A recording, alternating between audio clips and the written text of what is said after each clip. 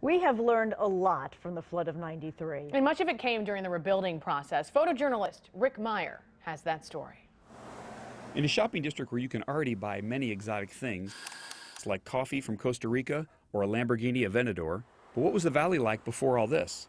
Well, 20 years ago, it was underwater. 50 years before that, during World War II, there was a prisoner of war camp down here in the valley. They had over 100 German soldiers, and they farmed vegetable gardens like this, growing cantaloupe for the U.S. Army. If you want to go further back in time, we're going to have to dig a little deeper.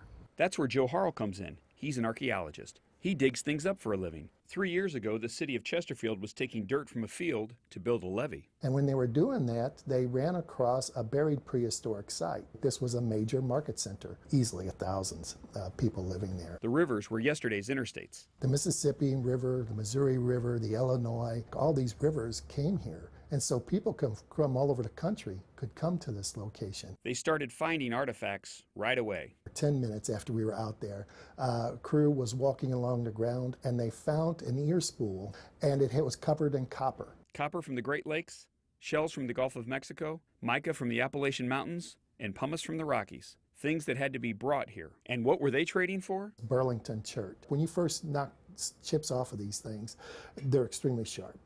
Sharper than any metal tool that we have today. Most people didn't have access to that chert, so it was widely sought after. And what would a shopping center be without a sign? We found the remains of a large post that once stood on the site that would have been over 30 feet tall, and it probably had a sign on top of it. So when people were going down the river, they knew they were coming to an important place.